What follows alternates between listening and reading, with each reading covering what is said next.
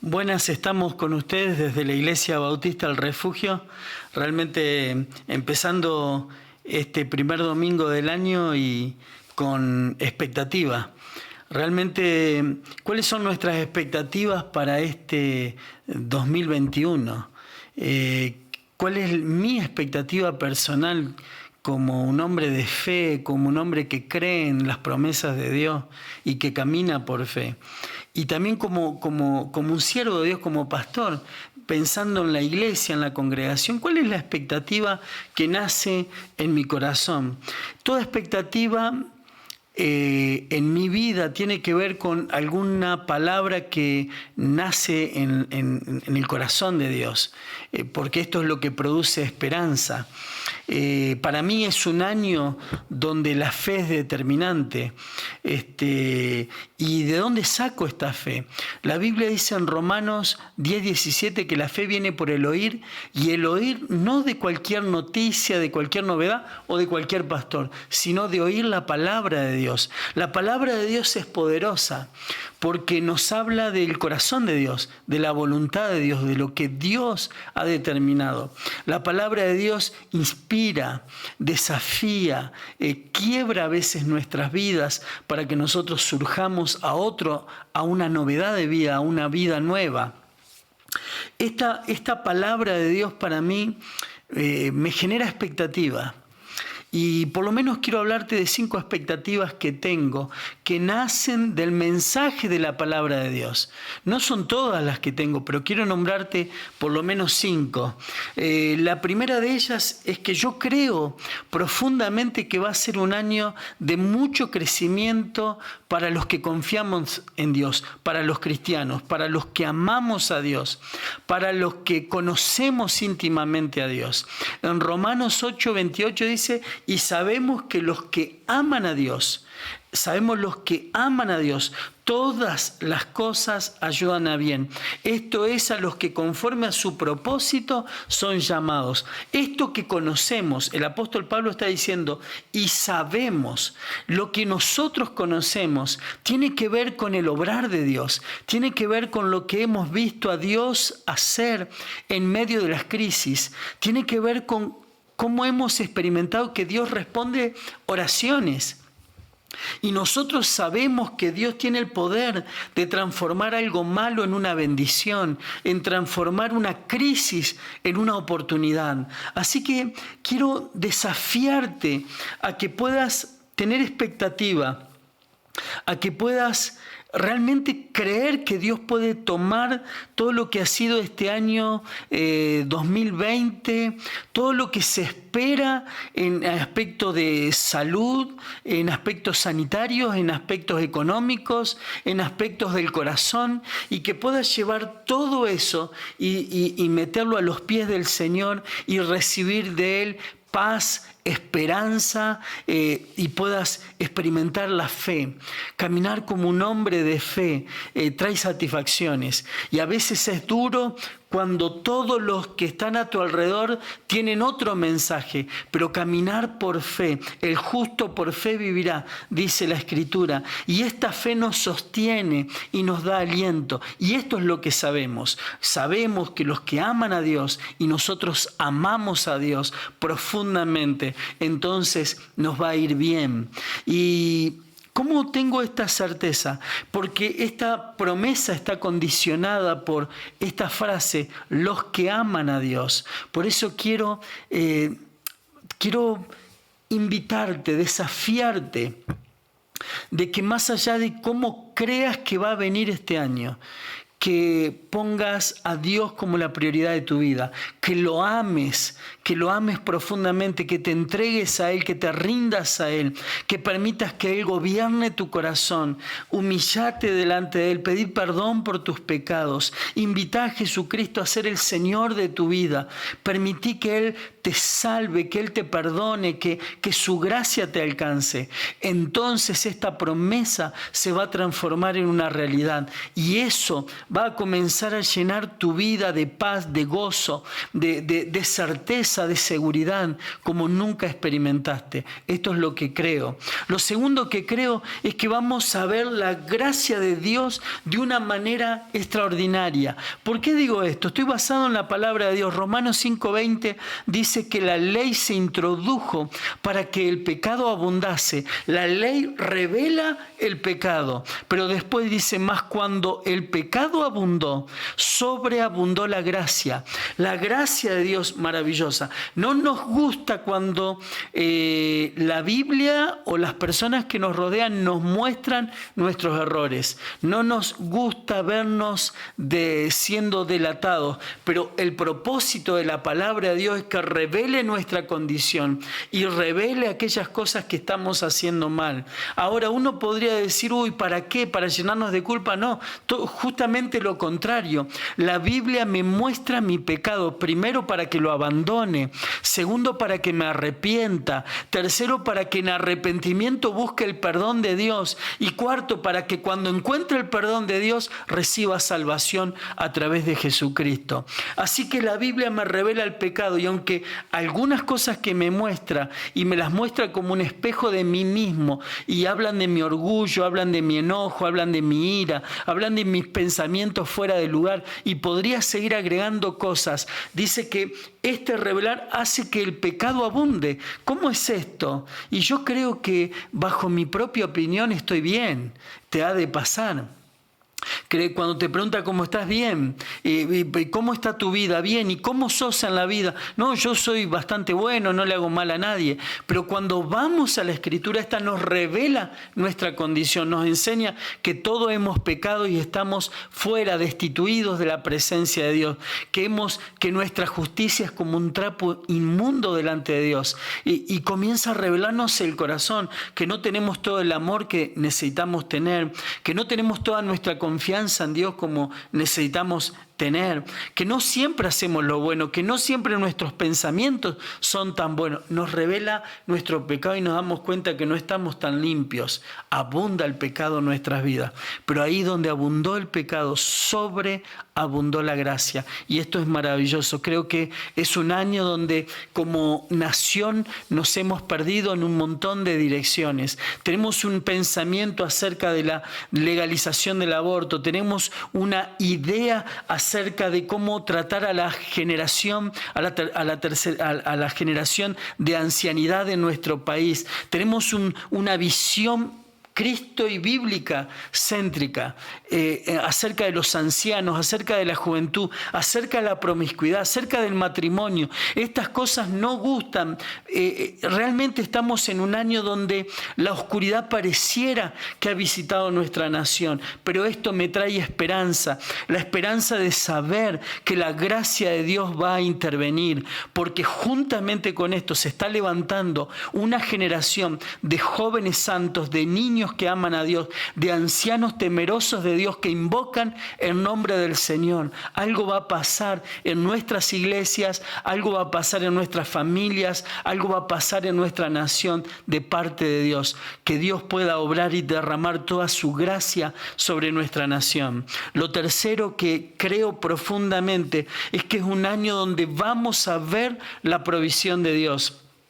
Filipenses 4:19 dice: mi Dios pues suplirá todo lo que os falte conforme a sus riquezas en gloria en Cristo Jesús. En la medida que nuestra confianza está puesta en el Señor, en la medida que caminamos como gente de fe, porque dice: en Cristo vamos a tener provisión, vamos a comenzar a ver la respuesta de Dios a nuestras oraciones. Como creyentes en Dios, por mucho tiempo hemos entendido que nuestra provisión no solamente es el resultado del trabajo, el resultado de algunas decisiones en lo económico o aún en lo político. Estamos profundamente convencidos que nuestro proveedor es Dios y que Él no está siendo afectado por la crisis. Hemos visto a Dios obrar y traer multiplicación, traer provisión en los tiempos de escasez. veces yo puedo caminar con expectativa y con fe? Podría hablarte de cuántas veces hemos visto a Dios derramar bendición, abundancia, generosidad, tocar personas tremendas, con un corazón generoso para traer provisión sobre algunas áreas de la familia, gran familia de la fe, pero también como familia de la fe para acercarnos a otros y bendecir a otros. Nosotros vamos a ver a Dios obrar. Dios no está siendo afectado por la crisis. Dios es soberano a todo gobierno, a toda crisis. Él está por arriba y su pueblo bebe y come de su mano. Lo cuarto que quiero decirte es un año donde vamos a experimentar la fidelidad de Dios, la misericordia de Dios. Es maravillosa. Hay un salmo que me atrapó cuando lo leí en este tiempo, porque habla de alguien que en su corazón comienza a pensar en las cosas que suceden a su alrededor y termina haciendo algunas declaraciones tremendas. Salmo 36:1 dice: la iniquidad del impío me dice el corazón. Esto es lo que se está diciendo. No hay temor de Dios delante de sus ojos. Se lisonjea por tanto en sus propios ojos, de que su iniquidad no será hallada ni aborrecida. Las palabras de su boca son iniquidad y fraude. Ha dejado de ser cuerdo y de hacer el bien. Medita maldad sobre su cama. Está en camino no bueno. El mal no aborrece. Versículo 5. Jehová, hasta los cielos llega tu misericordia y tu fidelidad alcanza hasta las nubes. Tu justicia es como la de los montes, tus juicios abismos grandes, oh Jehová, al hombre y al animal conservas. Verso 7. Cuán preciosa, oh Dios, es tu misericordia. Por eso los hijos de los hombres se amparan bajo la sombra de tus alas. Serán completamente saciados de la grosura de tu casa, y tú les abrevarás del torrente de tus delicias, porque contigo está el manantial de la vida. En tu luz veremos la luz. Extiende tu misericordia a los que te conocen, y tu justicia a los rectos de corazón. No venga pie de soberbia contra mí, ni mano de impío no me mueva. Allí cayeron los hacedores de maldad, fueron derribados y no podrán levantarse. Este salmo, el Salmo 36, exalta la misericordia y la fidelidad de Dios a pesar de la maldad. Cuando el salmista está describiendo la maldad, dice: no tienen temor de Dios. No tienen temor de Dios. Creen que su iniquidad no va a ser descubierta. En su palabra hay fraude y ya parece que han perdido la cordura y no quieren hacer el bien. Meditan en su cama cómo van a hacer maldad, cómo van a traer lo aborrecible. Y uno mira la sociedad en muchos aspectos. Esta es una descripción de mucha de la gente de nuestro tiempo, inclusive de muchos de nuestros gobernantes. En su corazón no hay verdad, en sus palabras no hay justicia, en su corazón pareciera que perdieron la cordura y el deseo de hacer el bien. Pero el salmista termina diciendo: Jehová, hasta los cielos, es enorme tu misericordia y tu fidelidad alcanza las nubes. Quiero realmente exaltar, vamos a ver la misericordia y la fidelidad de Dios. Vamos a conocer a ese Dios fiel en medio de la oscuridad y en medio de los tiempos difíciles. Y vamos a poder decir como el salmista: cuán preciosa, oh Dios, es tu misericordia. Y yo lo he escuchado en todos estos años, pastoreando, cuidando y aún a mi propia familia, cómo la misericordia de Dios una y otra vez nos rescata, nos sostiene, nos abriga, nos cuida. Podemos caminar al amparo de la sombra del cuidado de Dios en nuestras vidas. Y este año no va a ser la excepción. Podemos extender. Me encanta el versículo 9, dice: porque contigo está el manantial de la vida, en tu luz veremos la luz. Este año vamos a experimentar la presencia de Dios y vamos a experimentar el poder de Dios y vamos a experimentar la misericordia de Dios. Esa es mi expectativa. Lo quinto y último que quiero regalarte: como una palabra de fe y de esperanza, es que en los tiempos más difíciles de la historia bíblica, en los tiempos de la opresión, en el tiempo del desaliento, en el tiempo del quebrantamiento, nosotros hemos leído, visto cómo Dios llama a una generación de siervos, siervas a levantarse en medio de la oscuridad. Una y otra vez, cuando las cosas se ponen difíciles, Dios no toca leyes, Dios no cambia su palabra, Dios no llama a las personas para que se levanten en su nombre a hacer proezas, para que en el nombre del Señor puedan levantarse y ser una voz clara a su generación, para que ellos puedan traer parte del cielo a la tierra y puedan hablar de parte de Dios a su generación. Y quiero cerrar compartiéndote simplemente de 3 personas, pero podría nombrarte muchos más. Isaías en el tiempo, la Biblia dice, capítulo 6 de Isaías, en el año en que murió el rey Usías, vi yo al Señor sentado en su trono. En el año en que las cosas se ponían difíciles, el rey con el cual había servido por muchas décadas, había perdido y parecería que el Estado, la nación, caía en un pozo de oscuridad. Sin embargo, cuando Isaías entró en la presencia de Dios, escuchó y vio a Dios literalmente, cómo Él estaba en el trono del control y de la autoridad. Aunque acá era un caos, Dios estaba al control y su autoridad gobernaba todas las cosas. Y en ese encuentro profundo, Él escuchó la voluntad de Dios. ¿Quién irá por nosotros? ¿Quién va a hacer la obra? Y Isaías termina diciendo, heme aquí.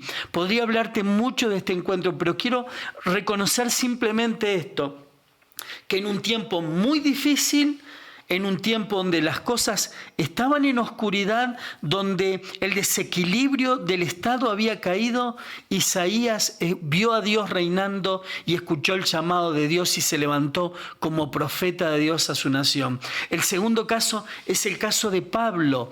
Pablo, que era Saulo, un perseguidor de la iglesia, un hombre que respiraba, dice Hechos capítulo 9, amenazas y muerte contra los discípulos. Él estaba en contra de la iglesia y se acerca a los sacerdotes y a las personas que deberían tener claro este asunto de cuidar la vida y de guardar a las personas y no discriminar y un montón de cosas más. Y se acerca a ellos y les pide permiso y recibe de ellos carta para ir a las sinagogas en las ciudades, en los pueblos, en las aldeas y arrancar a los cristianos que tenían la fe puesta en Jesús y llevarlos a la cárcel y torturarlos y aún consentir con su propia muerte. Pero mientras esta hora negra se está viviendo, Saulo es confrontado por la presencia de Jesús. Miren lo que dice Hechos capítulo 9. Mas yendo por el camino, aconteció que al llegar cerca de Damasco, repentinamente le rodeó un resplandor de luz del cielo y cayendo en tierra, oyó una voz que le decía, Saulo, Saulo, ¿por qué me persigues? Y él dijo, ¿quién eres, Señor? Y él le dijo, yo soy Jesús, a quien tú persigues. Dura cosa te es dar coces contra el aguijón. Duro es patear contra la punta, contra un aguijón. Esto es lo que le está diciendo Jesús. Este hombre que es perseguidor de la iglesia, enemigo de la iglesia, ahora es llamado para ser un servidor de Jesucristo. Él cae y la primera declaración que hace es, ¿quién eres, Señor? Lo declara Señor de su vida. Ahora, este encuentro trajo un llamado implícito y este hombre se levantó como un profeta, como un apóstol a su generación llevando el mensaje del evangelio. El último hombre que quiero compartirte es Moisés. Moisés está en el campo y comienza a ver una zarza que no se apaga y esto llama su atención y él dice algo está pasando ahí y se acerca a la zarza. Cuando se acerca a la zarza, Dios le indica que el lugar donde él está es un lugar santo, pero en el versículo 7 Dios le da la explicación de por qué se le presenta a Moisés. Dice, Jehová le dijo, bien he visto la aflicción de mi pueblo que está en Egipto y he oído su clamor a causa de sus extractores, pues he conocido sus angustias y he descendido para librarlos de mano de los egipcios y sacarlos de aquella tierra, una tierra buena y ancha, tierra que fluye leche y miel, a los lugares del cananeo, del eteo, del amorreo, fereceo, heveo y jebuseo. Versículo 9. El clamor pues de los hijos de Israel ha venido delante de mí y también he visto la opresión con que los egipcios los oprime. Ven por tanto ahora y te enviaré a Faraón para que saques de Egipto a mi pueblo, los hijos de Israel. Este encuentro con Dios en medio de un tiempo de tiranía y de opresión, tocó la vida de Moisés para que él se levante como libertador. Lo demás está en la Biblia y lo podés leer. Cómo Dios con brazo fuerte, con brazo poderoso, usó a Moisés para rescatar y sacar el pueblo de Israel de la nación. ¿Qué quiero decirte con esto? Que en medio de tiempos difíciles como los que vivimos, donde abunda el pecado, donde abunda el desacreditar a Dios, donde hay crisis económica, crisis sanitaria, donde no podemos reunirnos tan libremente como iglesia, Dios se va a levantar. Creo profundamente que Dios se está levantando para llamar a una generación, para traer sobre toda nuestra nación un ejército de hombres y de mujeres valientes que prediquen el Evangelio de Jesucristo, que traigan sobre nuestra nación una voz de moralidad, de santidad, desde el mismo corazón de Dios. Y si tal vez estás escuchando estas palabras, unite a esta expectativa y preguntale a Dios si Él no te está llamando personalmente a que vos puedas ser uno de esos fieles íntegros que amen a Dios y que les sirvan en esta generación. Cierro diciéndote que realmente no sé qué va a venir en lo político, en lo económico, en lo social, en lo sanitario durante este 2021. Pero sí tengo certeza, sí tengo seguridad de que Dios va a trabajar en aquellos que lo amamos y a través de nuestras vidas, que Dios va a intervenir y que va a llamar a una generación y que va a tocar vidas y que la iglesia, aunque está siendo cascoteada, golpeada, perseguida y limitada, no tiene cepo. La palabra de Dios no está restringida y el poder de Dios se va a manifestar. La iglesia se va a levantar como ese gigante poderoso para bendecir a nuestra nación y para traer desde los cielos misericordia renovada sobre Argentina. Somos parte de esa iglesia viva que no está escondida, que por ahora ha paralizado algunas de sus actividades por una cuestión lógica y sanitaria, pero que estamos vivos porque el Espíritu de Dios está en medio de nuestros corazones y late en medio de su iglesia. Todos tenemos días grises, años difíciles, pero nosotros somos creyentes. Tenemos el poder de Dios en nuestras vidas. Confiamos en la persona de Jesucristo y es en Él que caminamos con expectativa. Dios va a intervenir en este tiempo, porque cuando abundó el pecado, sobreabundó la gracia. Viene un tiempo maravilloso. Lo creo profundamente. Te animo que en este 2021 te pongas en comunión, que rompas aquello con que te ha ido apartando de las cosas de Dios, que te acerques profundamente a Él, que te sumes a aquello que Dios va a hacer y que empieces a escuchar a Dios, porque seguramente vas a escuchar el llamado de Dios para levantarte, para ser de testimonio y para ser de bendición en nuestra generación. Quiero orar por tu vida y quiero orar por este año 2021. Padre, oramos en el nombre de Jesús. Señor, no sabemos lo que va a pasar en materia económica, en materia sanitaria, en materia social, en materia, Señor, de la corrupción, de la injusticia que hay en nuestra nación. Cuando lo miramos con ojos humanos, realmente creemos, Señor, que se va a poner difícil. Pero, Señor, dejamos de mirar eso para mirarte a vos.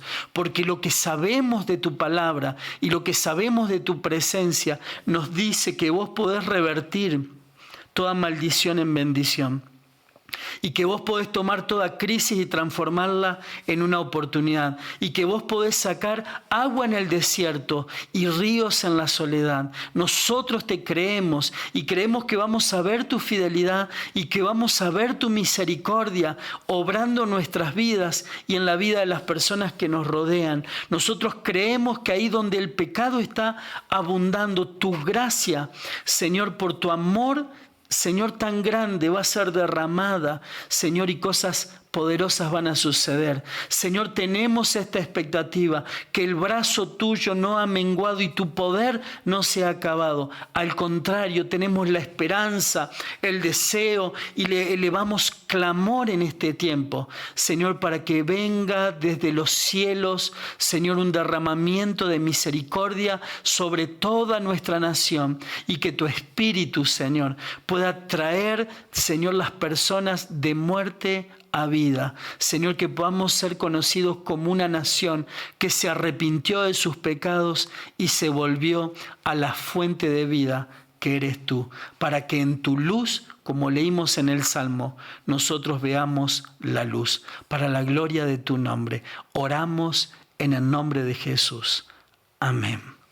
Somos la Iglesia Bautista El Refugio y porque amamos a Dios sabemos que todas las cosas ayudan para bien. Que tengas un año 2021 bendecido, donde veas a Dios obrando en tu vida, en la vida de tu familia. Búscalo y lo vas a encontrar. Dios te bendiga.